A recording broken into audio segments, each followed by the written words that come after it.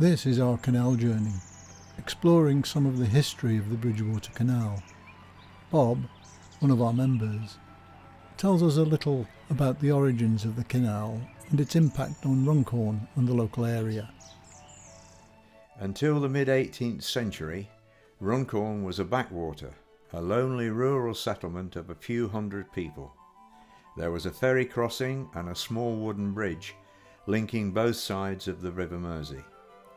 That all changed with the arrival of the Bridgewater Canal. In 1761, James Brindley came, seeking a way to link Manchester to the Mersey via Runcorn. In 1762, an act was passed to allow it, despite strong resistance from Richard Brooke. The canal's construction was completed in 1776.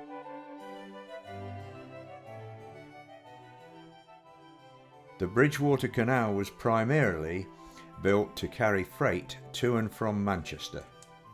The 38-mile-long canal from Lee to Runcorn became a vital link in Britain's inland waterways.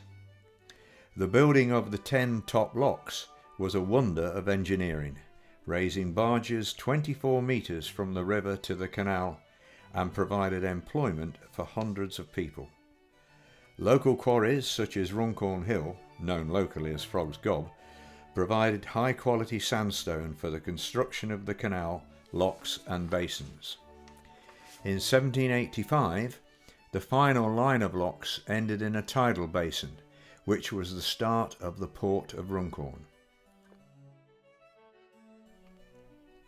We made 5 stops: at Moor, Daresbury, Preston Brook, and then 2 locations in Runcorn. The first of these stops was at Moor. Sue Lancaster, a local historian, told us what happened to the coal in the Duke of Bridgewater's coal barges once it arrived in Moor. I want you to look at this strange building. It looks a little bit triangular. And here it is again, where it backs onto the canal. And that's as it fronts onto the road. Although it's got smart doors on, it hasn't changed very much over the years. And this is where the coal man used to ply his trade. On one side, I don't know which one, I think it's this side, he used to stable his horse. And on this side, he used to keep his cart.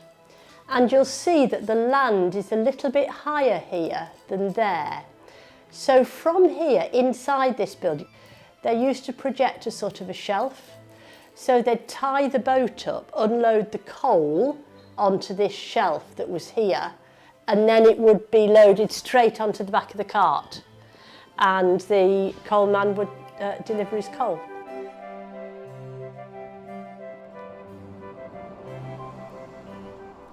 Then we crossed over the canal to visit Alan Jones, a transport expert, who continued this story of coal, picking up where Sue left off. The coal that was brought here would, I imagine, be brought for the usual purpose for heating in fires and for gas plants. There was a gas plant in the Elms here, which I remember seeing, and in other different places, and in little different factories.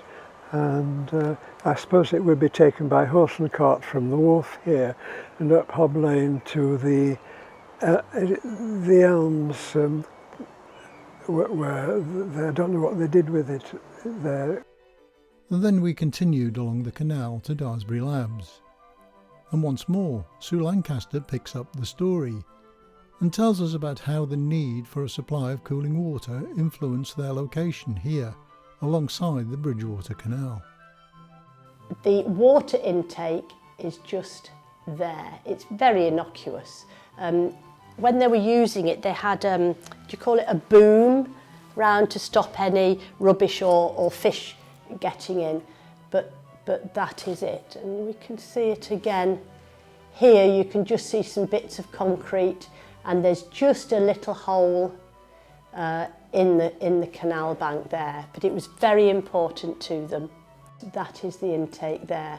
As I say, it used to have a boom round it to stop the rubbish going in. And now we've arrived at Preston Brook, where we meet up with Kerry Williams, who has taken over the restoration of Preston Brook Wharf, which has been in business on the canal since the late 1700s. In 1770 they just started building the Preston Brook Canal Tunnel. This site was being used in its very infancy as a transshipment wharf for bricks and other construction materials. When the tunnel was completed by 1777, the site started working in earnest. The site was as a transshipment wharf, so boats coming from the Midlands using the Trent and Mersey Canal would come up here, and then cargo could be transshipped to either go into a barge to head towards the Mersey or into a barge to head towards Manchester, and goods going from the other way obviously would be transshipped from barges into the boats to go down to the Midlands. The wharf will have been involved within the transatlantic slave trade indirectly, as until 1831 it was really the only through route from the Midlands to the north. So goods coming to Liverpool in order to be part of the triangle trade will have undoubtedly been transshipped here and moved from boats into the ships and away on the unfortunate, grim trade. And obviously vice versa, we know that this site was dealing with a lot of sugar, which can only have come from the plantations. Obviously this continued until 1807 when the slave trade was finished, and the wharf was still held king until 1831 when the Macclesfield Canal was opened and provided a second road from the Midlands up to the north. It didn't lose any trade by then, it was still perfectly in its own power. It just carried on expanding. A few miles along the canal from Preston Brook, we were invited by its chairman, Graham Bridge, to have a look round the Bridgewater Motorboat Club.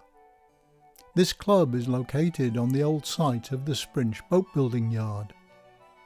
The boat builders moved here when the Manchester Ship Canal was built on their old location on the River Mersey. A lot of the boat clubs on the Bridgewater, and there are about 5 of them, are called cruising clubs, and their objective is to sail here, sail there in convoy, have a trip down to one end of the canal one weekend, perhaps the other end of the canal the other, and have socials on the bank side and that sort of thing. This club's always been far more concerned with the repair and maintenance of the boats, and the beauty of the site here was that the original dry dock is still in use and is used every week by members repairing, painting their own boats. So I would say the main function of our club is for the repair and maintenance and looking after our boats in the most efficient way we can. Yeah. Big Pool was an important part of Runcorn's boat building history and once gave access directly to the Mersey. Graham tells us a little bit more. Well, unfortunately there's very little of it left, but it was a big expanse of water there long before the canal was built, and it was occupied by various boat building companies, boat painting yards, and at its latter days it became a dumping ground for all the boats that were no longer required, because as boating came to an end they had to do something with all these wooden boats that had been plying the canal for 100 years, and a lot of them ended up in Big Pool and just allowed to sink, and still there now. When the new town came along and all the new roads came in, that most of it was filled in, and there's just really a bit of an indentation now, that when you get plenty of rain there's a puddle at the bottom of it, but that's about all that remains of Big Pool. Unfortunately it would have made a wonderful marina, but that wasn't to be, sadly. The Bridgewater Canal once contained an awkward loop. The more obvious route was unavailable because the technology of the time couldn't cope with building the canal along the side of a slope. Graham filled us in on some of the details. That's the entrance to what we call Victoria Arm, and historically this section of waterway in front of us wasn't here. The original line of the canal went right in a great big loop right the way round and came out there, and halfway round that loop was the entrance to Big Pool.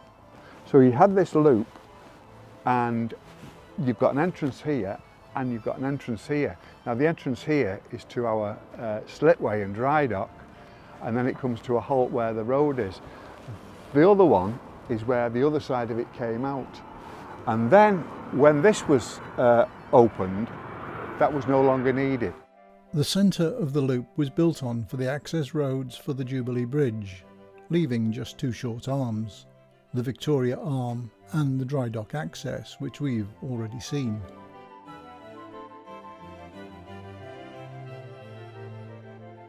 Just along the canal from the boat club, we reach the end, where once a line of locks connected the canal to the Mersey ports. There is a plan to reopen this route and turn the end of the canal into a tourist attraction, with two boat lifts, an inclined plane and a marina. The group on Loch Runcorn is overseeing this transformation and ensuring the canal will continue to be used and to provide local employment for years into the future.